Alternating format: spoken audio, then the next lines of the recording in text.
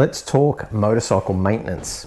Now, if you have a motorcycle like me and you want to do a service at home, I don't know how other motorcycles work, but for a Harley Davidson, I need to do a 3-hole oil change. And one of those things is filling the primary with oil.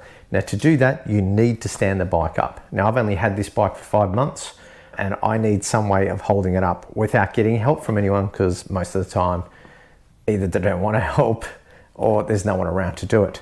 So I've invested in a motorcycle wheel chock from MaxxHaul. We're going to check that out today. It's not sponsored. I paid for this full price, and we're going to check it out today and see how that helps me keep the bike upright. So when I do the 3-hole oil change, I can stand the bike up without needing any help from anyone else, and then refill the primary. Let's get into it.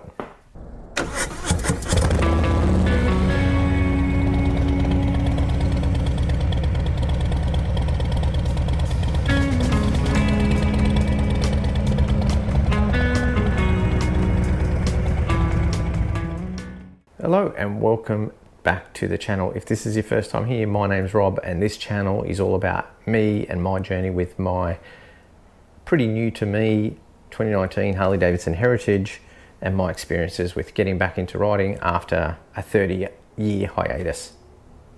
So today we're going to be checking out the MaxxHaul front wheel chock, which should suit my Harley Davidson. We're going to do a quick unboxing and take a look at the pieces. We'll assemble it and then we'll test it out on my bike so I can do my own oil services without needing any help from anyone, because I'll be able to stand it up and be able to fill the primary without any help. Let's check it out. All right, so we've got the box. We're going to open it up. Let's have a little look at what's inside.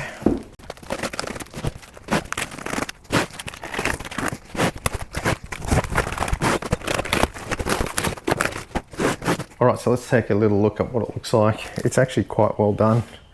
In the box, it's pretty tidy. It's very sturdy by the looks of it. Got our manual. Anyway, you can see how good that looks. It's pretty well solid. Let's get it all out and start assembling.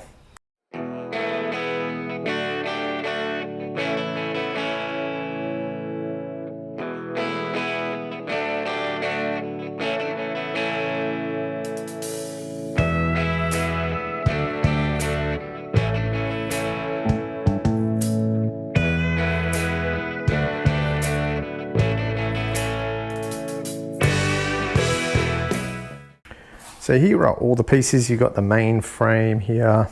We've got this front stability bar, which actually runs across the front here and gives you some horizontal reinforcement, you know, to keep your bike upright. So this sort of sticks out the front. If we look at the picture here, you kind of get an idea how that's going to go. You'll have some safety pins here to go through, or some like axle type pins for, I guess, making the adjustments, moving things around. We've got this other bracket piece. This looks like the upright that your wheel would go into. And it is just a fixed piece. The welds and that look pretty good. Pretty happy with those, at least the way they look. They look like they've been very well done. Decent job. Should be pretty easy to put together. Let's go.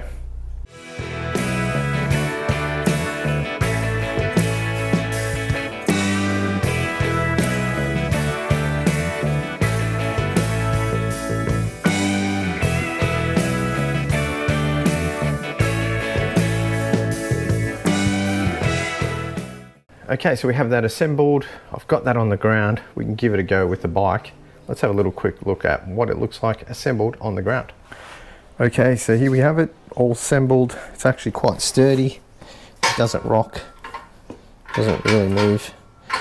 This moves a little bit, but it doesn't move side to side.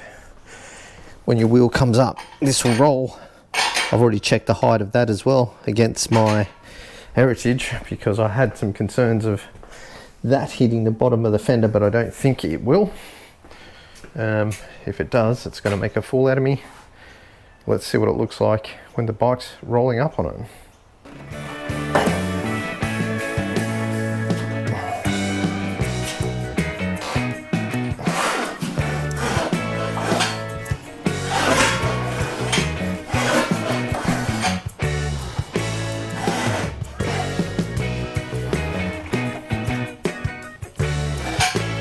Should it be the other way?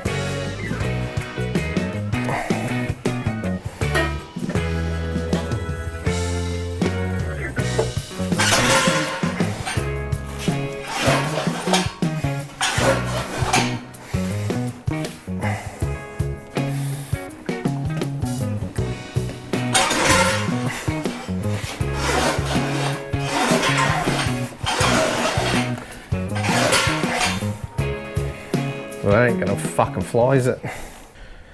All right, so we are gonna try this. It does move if you don't have it bolted down or something. So I don't have any way of bolting it down right now. So for now, I've just put a tire there with a battery on it. Hopefully that's enough to hold it. It did work with my brother holding it.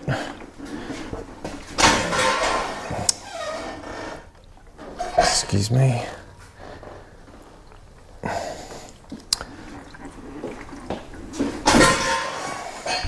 No, it's going to keep moving, so we might need more tires. All right, we're going to try this with 2 tires and a battery on the top. Bit of a run up.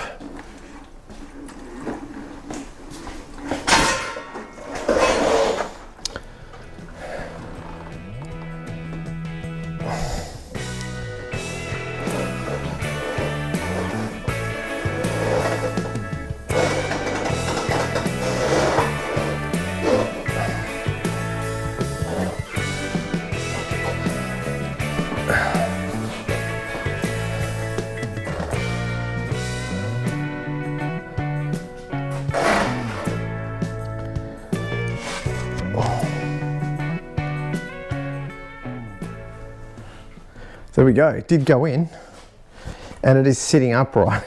Although if you push it around, you could probably unstable the bike to make it fall over. Although if you're just leaving it like this, that would be sufficient. So there you go.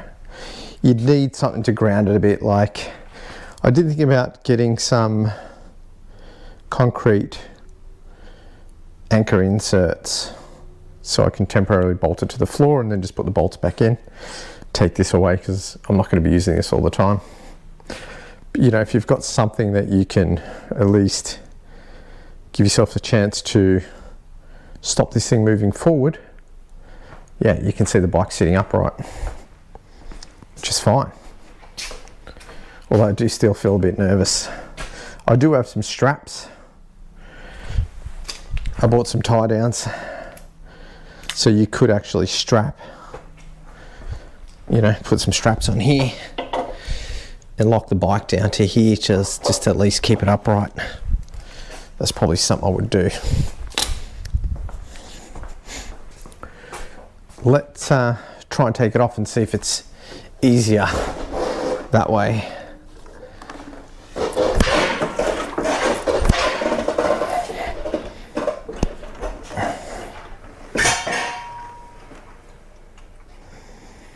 Okay, let's talk about my thoughts. Overall, it works. It's actually really solid. It's quite a solid build. I'm pretty happy with, I think I paid like $106 Australian, which isn't a lot of money for that. I like the bars sticking out the side. So that gives it some stability. Although, you know, these bikes are heavy, I don't know if I'd feel that comfortable leaving it just sitting in there without it being strapped down and probably this being bolted down, so there's no way the bike would fall off it, but it generally seems pretty stable. I feel like if you do rock it though, it could potentially come off. I feel like that's possible.